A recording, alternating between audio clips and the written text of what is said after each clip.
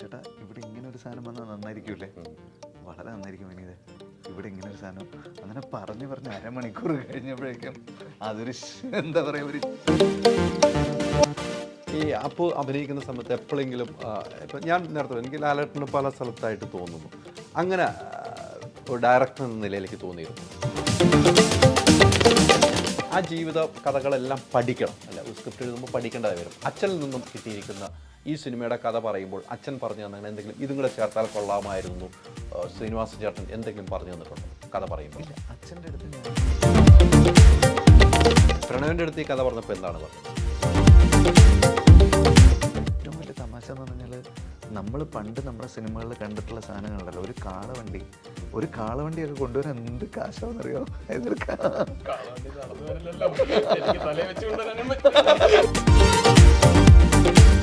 കുറേ ആൾക്കാരുണ്ടല്ലോ, കുറേ ആൾക്കാരല്ല, വളരെ കുറച്ച് ആൾക്കാർ അത് കണ്ടിട്ട് ഇത് ടൊവിനോ ആണോ എന്നൊക്കെ ചോദിച്ചു. ഇത് കണ്ണുപൊട്ടനാണ്. എങ്ങനെയായിരുന്നു? എനിക്ക് ടെൻഷനായി. അപ്പോൾ എനിക്ക് അന്ന് മനസ്സിലാവാത്ത കാര്യം, തിരിച്ചെന്ന് കൊണ്ടുവരുമെന്ന് സിനിമ റിലീസ് ചെയ്തിട്ടെങ്കിലും ഒന്ന് കൊണ്ടുവരുമോ? അവനെ ഞങ്ങൾ നിങ്ങൾക്ക് വിട്ടുതരില്ല. ധ്യാൻ ഇതിൽ ഗംഭീരമായിട്ട് ചെയ്തു എന്ന് ഞാനങ്ങ് പറഞ്ഞാൽ നിങ്ങളങ്ങ് അംഗീകരിക്കും. എല്ലാവരും ചെയ്തു, പക്ഷെ എനിക്ക് ധ്യാൻ പ്രത്യേകിച്ച് എനിക്ക് അഭിനന്ദിക്കണമെന്ന്.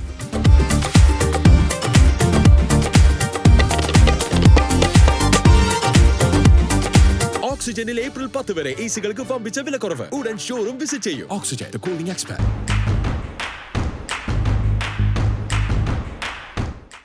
നമസ്കാരം. നമ്മൾ ഒത്തിരി നാളുകളായി പ്രതീക്ഷിച്ചു വെച്ചിരിക്കുന്ന ഒരു സിനിമയാണ്.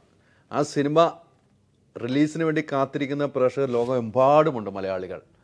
അതിൻ്റെ 2 ശില്പികളാണ് എന്നോടൊപ്പം ഉള്ളത്. 2 പേർക്കും സ്വാഗതം. 2 ശില്പികളാണ് നിങ്ങൾ. ഞാൻ ഈ വർഷങ്ങൾക്ക് ശേഷം എന്ന് പറഞ്ഞാൽ 2 വർഷങ്ങൾക്ക് ശേഷം എന്ന് ഞാൻ പറയുള്ളൂ, അല്ല 2 വർഷങ്ങൾക്ക് ശേഷം. പേര് പറയുമ്പോൾ 2 വർഷം നിങ്ങൾ എനിക്ക് പറയേണ്ടി വരും. ഹൃദയം കഴിഞ്ഞിട്ട് നിങ്ങൾ ഒത്തുചേരൽ. അതെ, എന്തായിരിക്കും സിനിമയെന്ന് പറയാനും പറ്റില്ല, പറയിപ്പിക്കാനും പറ്റില്ല. റിലീസ് കഴിഞ്ഞിട്ട് പറയാൻ പറ്റുള്ളൂ, അല്ലേ? അതാണ് ഈ പ്രൊമോഷൻ ഇൻ്റർവ്യൂവിന് വരുമ്പോൾ ഏറ്റവും വലിയ ബുദ്ധിമുട്ട് ഇതായതൊക്കെ. നമുക്ക് വരാണ്ടിരിക്കാൻ പറ്റില്ല, കാരണം നമ്മുടെ പടം ഇറങ്ങുകയാണ്, നമ്മൾ പ്രൊമോട്ട് ചെയ്തില്ലെങ്കിൽ ആൾക്കാർ പറയും ഇവരെന്താ പ്രൊമോട്ട് ചെയ്യാത്തതെന്ന് പറയും. പക്ഷെ പ്രൊമോഷൻ വന്നാൽ പടത്തിനെ പറ്റി ഒന്നും പറയാൻ പറ്റില്ല. അല്ല, ഇങ്ങനത്തെ സിനിമകൾക്ക് റിലീസ് കഴിഞ്ഞിട്ട് പ്രൊമോഷൻ വെക്കാവുള്ളൂ എൻ്റെ ഒരു കാഴ്ചപ്പാട്. അതെ, തീർച്ചയായിട്ടും എൻ്റെ കാഴ്ചപ്പാട്. ഇങ്ങനത്തെ സിനിമകൾ റിലീസ് കഴിഞ്ഞിട്ട് പ്രൊമോഷൻ വെക്കാവുള്ളൂ. അത് നമുക്ക് ചോദിക്കാനുണ്ടാവും, പറയാനുണ്ടാവും.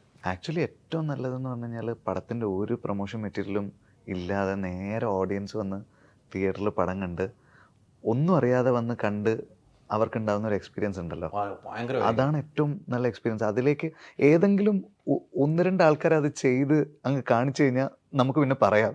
ഇപ്പം മമ്മൂട്ടി ഞങ്ങൾ അതല്ലേ ചെയ്യുന്നത്. ചില സിനിമകൾ അദ്ദേഹം നേരത്തെ പ്രൊമോട്ട് ചെയ്യുന്നേ ഇല്ലല്ലോ. ഇല്ല, എങ്കിലും വരുന്നുണ്ട്. നമുക്ക് ഇപ്പോൾ വരുന്നുണ്ട്. ഒറ്റ ദിവസം പ്രൊമോഷൻ. അതെ, ഒറ്റ ദിവസം പ്രൊമോഷൻ. പക്ഷെ ഭയങ്കര ലോക്കി ആയിട്ടല്ലേ ചെയ്യുന്നത്, എന്നിട്ട് വന്നടിച്ച് സൂപ്പർ ഹിറ്റ് ആയിട്ട് അങ്ങ് പോകും. പക്ഷെ എപ്പോഴും സിനിമ കണ്ടതിന് ശേഷമാണെങ്കിൽ നമുക്ക് ചോദിക്കാനുണ്ടാവും, നിങ്ങൾക്ക് പറയാനുണ്ടാവും. എൻ്റെ ഒരു കാഴ്ചപ്പാട് അതാണ്. എനിക്ക് അങ്ങനെ ചെയ്യുന്നതാണ് എനിക്ക് ഏറ്റവും ഇഷ്ടപ്പെട്ടത്. നമുക്ക് മെയിനായിട്ട് ഇതൊക്കെ, അതായത് നമ്മളൊന്നും ചെയ്തില്ല എന്ന് ആളുകൾ പറയുമോ എന്നുള്ളത് കൊണ്ടാണ് നമ്മൾ. അതുമല്ല, നിങ്ങൾ ആ ഡബ്ബിങ് സമയത്തൊക്കെ ചില ആളുകൾക്ക് കൊടുത്തൊക്കെ ഇപ്പോൾ വരികയും ചെയ്യുന്നുണ്ട്. അപ്പോൾ ബാക്കിയുള്ളവർ കൊടുത്തില്ലെങ്കിൽ അതിൻ്റെ ബുദ്ധിമുട്ട് പോകും. ഡബ്ബിങ് സമയത്തൊക്കെ കൊടുത്തിരുന്നല്ലോ, പേഴ്സണൽ ബന്ധം വെച്ച് ആളുകൾക്ക് വിനീൻ്റെ അടുത്തൊക്കെ വന്ന് ചോദിച്ചപ്പോൾ കൊടുത്ത ഒരു സാധനം ഇപ്പോഴാണ് അപ്പ് ചെയ്യുന്നു. അപ്പോൾ ബാക്കിയുള്ളവർ കൊടുത്തില്ലെങ്കിൽ ഒരു വിഷയമാവുന്ന അതും ഒരു സംഭവമുണ്ട്. ഇല്ല, എല്ലാവരും നമുക്ക് അറിയുന്ന ആൾക്കാർ, അതെല്ലാവരും അറിയുന്ന, ആരെയും ഒഴിവാക്കാനും പറ്റില്ല നമുക്ക്. എന്തായാലും സിനിമ സൂപ്പർ ഹിറ്റ് ആയിരിക്കുമെന്ന് നമ്മൾ പ്രതീക്ഷിക്കുന്നു. അങ്ങനെ ആകട്ടെ എന്ന് ദൈവത്തോട് പ്രാർത്ഥിക്കുകയും ചെയ്യുന്നു. അതാണ് നമുക്ക്. ഞാൻ ട്രെയിലർ കണ്ട ഉടനെ 2 പേരെയും വിളിച്ച് സംസാരിച്ചാണ്. എനിക്ക് ഭയങ്കരമായിട്ട് ഇഷ്ടപ്പെട്ടതാണ് കേട്ടോ. അതുകൊണ്ടാണ് ഞാൻ 2 പേരെയും വിളിച്ച്, ഒറ്റ ഫോണിൽ വിളിച്ച് 2 പേരെയും വിളിച്ച് സംസാരിച്ച്. എന്തായാലും സിനിമയിലേക്ക് പോയാൽ നമുക്ക് 70കളിലുള്ള യാത്ര, അല്ലേ? 70ൽ നിന്ന് തുടങ്ങി ഈ കാലഘട്ടം വരെ ഉള്ളതാണ്, അല്ലേ? ഒത്തിരി കാര്യങ്ങൾ പഠിച്ചിട്ടുണ്ടാകാം ഈ സിനിമ ചെയ്യാൻ വേണ്ടി. ഒത്തിരി കാര്യങ്ങൾ പഠിക്കണം. 70 കാലഘട്ടമൊക്കെ അച്ഛൻ പറഞ്ഞ ഒരു അറിവായിരിക്കും ഉണ്ടായിരിക്കുക. കുറേ ആൾക്കാർ നമുക്ക് പറഞ്ഞു തന്നിട്ടുള്ള, ഇപ്പം അച്ഛൻ്റെ അടുത്ത് നിന്ന് കേട്ടിട്ടുള്ള കുറേ കാര്യങ്ങളുണ്ട് ഇതൊക്കെ. പിന്നെ ഓവർ ദി ഇയേഴ്സ് ഇങ്ങനെ പലതവണ സ്റ്റേജ് ഷോസ് ഒക്കെ ആയിട്ട്, ഇപ്പോൾ ഇന്നസെൻ്റ് അങ്കിളുമായിട്ട്, മുകേഷ് അങ്കിളുമായിട്ട്, ജഗദീഷ് അങ്കിളുമായിട്ട്, അങ്ങനെ പലരുടെ കൂടെയും നമ്മളിങ്ങനെ സ്റ്റേജ് ടൂറുമായിട്ട് ഇങ്ങനെ പോകുമ്പോൾ പഴയ മദ്രാസ് കഥകൾ ഇവരിങ്ങനെ പറയും. അങ്ങനെ നമ്മൾ കേട്ടിട്ടുള്ള കുറേ കാര്യങ്ങളുണ്ട്. പിന്നെ എൻ്റെയൊക്കെ ചെറുപ്പത്തിൽ മാഗസീനിൽ സ്ഥിരം വരും അന്നൊക്കെ ഈ കോടമ്പാക്കം സ്റ്റോറീസ് എന്ന് പറഞ്ഞിട്ട് പേജ് കണക്കിനുണ്ടാവും എപ്പോഴും. അതിനാണേലും വെള്ളിനക്ഷത്രത്തിലും ചിത്തഭൂമിയിലൊക്കെ വരും. അപ്പോൾ അങ്ങനെ നമ്മൾ വായിച്ചറിഞ്ഞതും ഒക്കെ ഇതൊക്കെ ഇതിൻ്റെ ഇൻസ്പിറേഷനായിട്ടുണ്ട്. അപ്പോൾ റിസർച്ച് എന്നുള്ളതിനേക്കാളും ഇത് ഓട്ടോമാറ്റിക്കലി ഈ സിനിമയ്ക്ക് വേണ്ട ഒരു റിസർച്ച് ലൈഫിൽ ഉണ്ട്, നടന്നിട്ടുണ്ട്. തീർച്ചയായിട്ടും. പക്ഷേ നമുക്ക് ചെന്നൈ, മദ്രാസ് ജീവിതം ഒരു വലിയ ജീവിതമാണ് സിനിമാക്കാരുടെ, ഒരു മാറ്റമില്ല. അതിൽ നിന്നാണ് നമ്മൾ സിനിമ തുടങ്ങുന്നതെന്നാണ് എനിക്ക് മനസ്സിലാക്കാൻ. നമ്മൾ ട്രെയിലറൊക്കെ കണ്ടപ്പോൾ അതിൽ നിന്ന് തുടങ്ങി പിന്നെ കേരളത്തിലേക്ക് എത്തുന്ന ഒരു യാത്രയായിരിക്കുമല്ലോ സിനിമ. അങ്ങനെയാണ് തോന്നിയത് അല്ലേ? അങ്ങനെയാണ് എനിക്ക് തോന്നിയത്. ഓക്കെ. ഇനി അങ്ങനെ അല്ല എന്ന് നിങ്ങൾ പറഞ്ഞാലും ആണെന്ന് പറഞ്ഞാൽ ഞാൻ അംഗീകരിക്കും. ഞാൻ കണ്ടതിന് ശേഷം എനിക്ക് പറയാം, ഈ പറഞ്ഞത് തെറ്റിപ്പോയെന്ന് സിനിമ കണ്ടതിന് ശേഷം ഞാൻ പറയാം. രണ്ടുപേരുടെ ചിരിയിൽ എനിക്ക് തെറ്റിപ്പോയതായിട്ട് തോന്നുന്നത്. ഇല്ല അല്ല, ശരിയായിരിക്കും ചിലപ്പോൾ. അതല്ലേ, ദൈവമേ ശരിയാകണേ. അല്ല, എനിക്ക് അങ്ങനെ തോന്നിയത്. പക്ഷേ ധ്യാൻ ഇതിൽ ഗംഭീരമായിട്ട് ചെയ്തു എന്ന് ഞാൻ അങ്ങ് പറഞ്ഞാൽ നിങ്ങളങ്ങ് അംഗീകരിക്കും. എല്ലാവരും ചെയ്തു. പക്ഷേ എനിക്ക് ധ്യാൻ പ്രത്യേകിച്ച് എനിക്ക് അഭിനന്ദിക്കണമെന്നുണ്ട്. ധ്യാൻ 100%. കാരണം അവൻ ഭയങ്കരമായിട്ടൊരു എഫേർട്ട് എടുത്തിട്ടുണ്ട് ഈ പടത്തിൽ. അപ്പം നമ്മുടെ സിനിമ ഫസ്റ്റ് തൊട്ടേ അറിയാമല്ലോ, ഇതിലൊരു വെയിറ്റ് ലോസിൻ്റെ ഒരു പ്രോഗ്രാമിംഗ് ഉണ്ട്. അത് കഴിഞ്ഞ് പിന്നെ ഫാറ്റ് ആവണം. അപ്പോൾ ആ ഒരു 6 മാസം മുമ്പുള്ള കോലം എല്ലാവരും കണ്ടിട്ടുള്ളതായിരുന്നല്ലോ മൊത്തത്തിൽ. അപ്പോൾ അത് കഴിഞ്ഞ് അവൻ നടത്തിയൊരു ട്രാൻസ്ഫോർമേഷൻ എന്ന് പറയുന്നത് ഒരു വലിയ കാര്യമായിരുന്നു മൊത്തത്തിൽ. ധ്യാൻ അങ്ങനെ ഒരു പ്രിപ്പറേഷൻ എടുത്തു. അപ്പു വേറൊരു സൈഡിൽ ഇതിന് വേണ്ടിയിട്ട് അപ്പു ചെയ്ത ക്യാരക്ടറിന് ചെറിയ ട്രെയിനിങ് എടുക്കാനുണ്ടായിരുന്നു. അപ്പു അത് ചെയ്തു. രണ്ടുപേരും ഭയങ്കര പ്രിപ്പയർഡായിട്ട് വന്ന് ചെയ്തൊരു. എനിക്ക് തോന്നുന്നു അപ്പുവിൻ്റെ ആ പാട്ട് കാണുമ്പോഴുണ്ടല്ലോ, ലാലേട്ടൻ തന്നെയാണ് കേട്ടോ. അത് ഭരതത്തിലേക്ക് ആ ഒരു സാധനം അങ്ങ് വരുവാണ് അപ്പു. പക്ഷെ അവൻ ഈ പടങ്ങളൊന്നും കണ്ടിട്ടില്ല. അവനത് ഡബ് ചെയ്തിട്ട് പോയതാണോ? ഡബ് ചെയ്തിട്ട് പോയതാ. പിന്നെ കണ്ടു. ഇപ്പോ ഒരാഴ്ച മുമ്പ് എവിടെ വെച്ച് കണ്ടു നിങ്ങൾ? മെഡ്രാസിൽ വന്നു. നിങ്ങളൊരു വീഡിയോ എങ്കിലും എടുത്തിടണ്ടേ കണ്ടു എന്നുള്ളത്? ഇല്ലില്ല, മെഡ്രാസിൽ വന്നു, വീട്ടിൽ വന്ന് സിനിമ കണ്ടു. സിനിമ കണ്ടു. ആള് ഭയങ്കര ഹാപ്പി ആയിട്ടാണ് പോയത്. അതല്ലേ? തിരിച്ചെന്ന് കൊണ്ടുവരുമോ? സിനിമ റിലീസ് ചെയ്തിട്ട് കൊണ്ടുവരുമോ? അവനെ ഞങ്ങൾ നിങ്ങൾക്ക് വിട്ടു തരില്ല, ഞങ്ങൾ എടുത്തോ. നിങ്ങൾ എടുത്തിട്ട് നിങ്ങൾ എടുക്കുന്ന കണ്ടന്റെങ്കിലും ഞങ്ങൾക്ക് തന്നാൽ മതി, ഒന്ന് പ്രേക്ഷകരെ കാണിച്ചു കൊടുക്കാൻ. അങ്ങനെ അവന്റെ മുമ്പിൽ നിൽക്കുമ്പോൾ നമുക്ക് അങ്ങനെയൊന്നും തോന്നൂല അല്ലേ? അതെ, അത് ഒരാൾ അങ്ങനെ ജീവിക്കണം എന്ന് ആഗ്രഹിക്കുമ്പോൾ നമുക്കത് എല്ലാവർക്കും പറ്റൂലല്ലോ. ഒരിക്കലും ഇല്ല. അപ്പോൾ അങ്ങനെ ഒരാൾ ജീവിക്കണ്ടെങ്കിൽ അയാൾ സമാധാനമായിട്ട് ഇഷ്ടപ്പെട്ട ജോലി ചെയ്യുന്നു, ജോലി ചെയ്താൽ ഇഷ്ടപ്പെട്ട മറ്റു കാര്യങ്ങൾ ചെയ്യുന്നു. അങ്ങനെ ഒരു യാത്രയാണ്. അല്ല, ഞാൻ ഈ പ്രണവിനെ ആദ്യ സിനിമ കഴിഞ്ഞപ്പോൾ അന്നെങ്കിലും വരുമെന്ന് ഓർത്തു. ആദ്യ സിനിമ കഴിഞ്ഞു അന്നും വരില്ല. പിന്നെ ഒരു സിനിമ കഴിഞ്ഞില്ല. പ്രണവിന് എവിടെയെങ്കിലും വിഷ്വൽ കിട്ടുന്ന, എവിടെയെങ്കിലും ഒരു യാത്രയ്ക്ക് ആരെങ്കിലും ഒരു മൊബൈലിൽ എടുക്കുന്നത് മാത്രമേ നമുക്ക് കിട്ടുന്നുള്ളൂ. ഈ യാത്രയിൽ വെച്ച് കണ്ടുമുട്ടുന്ന കുറച്ച് സാധനങ്ങൾ കിട്ടുള്ളൂ. അപ്പോൾ ഈ രണ്ടുപേരുമാണ് മെയിനായിട്ടൊരു കഥാപാത്രമായിട്ട് പോകുന്നത്. അത് ലാലേട്ടനും ശ്രീനിവാസൻ ചേട്ടനും എന്ന നിലയിലേക്ക് നമുക്ക് തോന്നുന്നു. ഇവരുടെ കഥാപാത്രങ്ങൾ ആദ്യകാലത്തെ കഥാപാത്രങ്ങളായിട്ട് എനിക്ക് തോന്നുന്നു. നമ്മൾ പറഞ്ഞിട്ടില്ല, സിനിമ കണ്ടാലാണ് എനിക്ക് തോന്നുന്നു. ഞാൻ പറഞ്ഞിട്ടുള്ളൂ, ഞാൻ സ്വയം ഏറ്റെടുക്കുക. നിങ്ങളെ ആരോ ഈ കുറ്റം കംപ്ലീറ്റ് ഞാൻ ഏറ്റെടുക്കുക, നിങ്ങളൊന്നും ഏറ്റെടുക്കണ്ട. പക്ഷേ ധ്യാൻ പറഞ്ഞൊരു കാര്യം എനിക്കിപ്പോഴും ഓർമ്മു. ഈ സിനിമയ്ക്കെല്ലാം ഒന്ന് ഭാരം കുറയ്ക്കണം എന്നൊക്കെ പറഞ്ഞു കഴിഞ്ഞിട്ട് ധ്യാനുമായിട്ടൊരു ഇൻ്റർവ്യൂ, ഒരു ഓണസദ്യയുടെ ഇൻ്റർവ്യൂ കണ്ടിട്ട് വിനീത് വിളിച്ചു എന്ന് ധ്യാൻ എന്നോട് പറഞ്ഞു.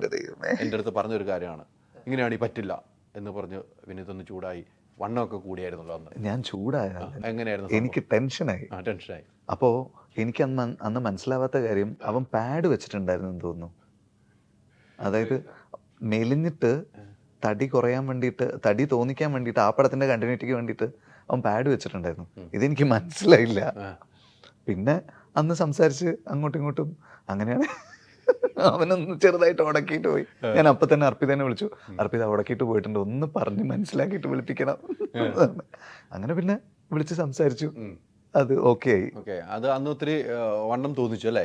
എനിക്ക് വണ്ണം തോന്നിച്ചു. ഞാൻ കഴിച്ചോണ്ടിരിക്കുകയാണ്, ഓണസദ്യ കഴിച്ചോണ്ടിരിക്കുകയാണ്. അതെ, അപ്പം ഉള്ളില് ആളിപ്പോയി.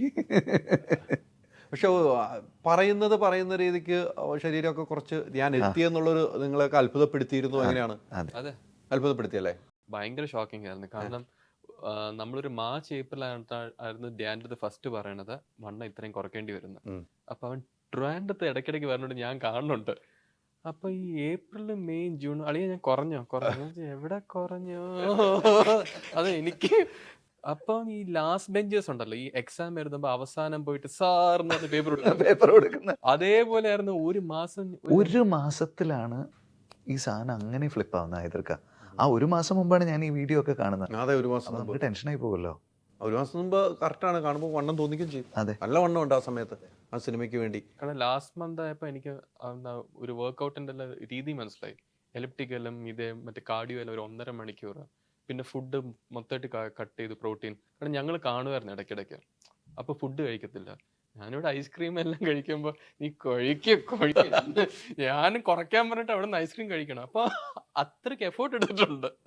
തീർച്ചയായിട്ടും ഇല്ലാന്ന് പറയുന്നില്ല, ഞാനും ഭയങ്കര ഹാപ്പി. ഇന്നത് ഞാൻ പടം ഒരു 5-6 ദിവസം മുമ്പ് കണ്ടപ്പം ധ്യാന ഇത്രയും എഫേർട്ട് എടുത്തു, പടത്തിൽ നന്നായിട്ട് വന്നിട്ടുണ്ട്. അപ്പൊ അതൊക്കെ കാണുമ്പോൾ ഒരു ഹാപ്പിയാ.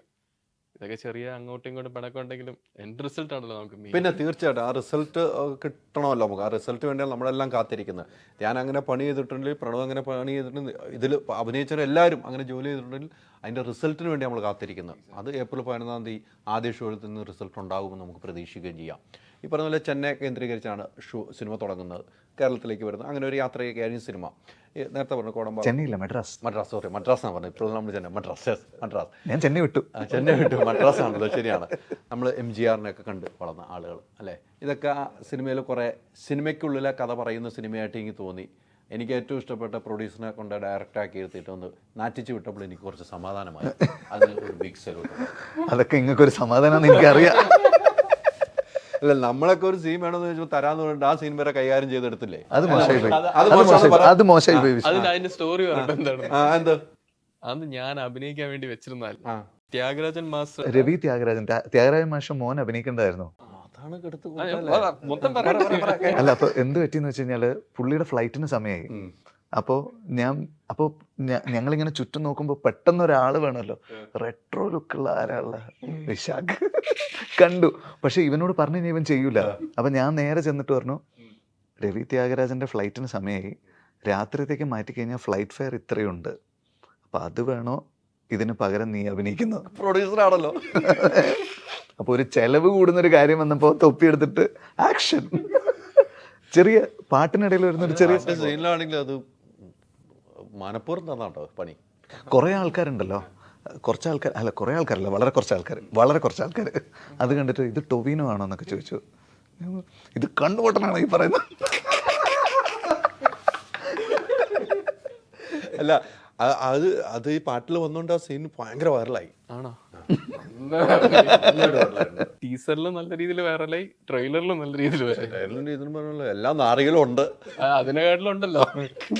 അല്ല, അങ്ങനെ ഡയലോഗുള്ളോട് ഞാൻ പറഞ്ഞാൽ പ്രഷർ അങ്ങനെ പറയുന്നത് ഉണ്ടോട്ട് എഴുതും, എല്ലാ നാറുകളും ഉണ്ടെന്ന് എന്ന് പറഞ്ഞ പോലെ ആയിപ്പോയി എന്ന് പറഞ്ഞു അല്ലേ? ഇല്ല, അത് ആ ഒരു ഡയലോഗ് ഈശ്വര, ഞാൻ എവിടെ പോയാലും എന്നോട് ഇതാ പറയുന്നത്. അല്ല, ഉള്ളതല്ല എനിക്ക് പറയാൻ പറ്റുള്ളൂ. ഇനി ഞാൻ പറഞ്ഞത് പ്രഷർ ഓർക്കലുണ്ട്, ഇവരെ ഉപയോഗിച്ച് ഞാനിങ്ങനെ അഹങ്കാരം പറഞ്ഞു പോലെ അതിനകത്തുള്ള ഡയലോഗ് ഞാൻ പറഞ്ഞു. അതെ, പറഞ്ഞേക്കല്ലേ ഈ പ്രഷർ നമ്മള്.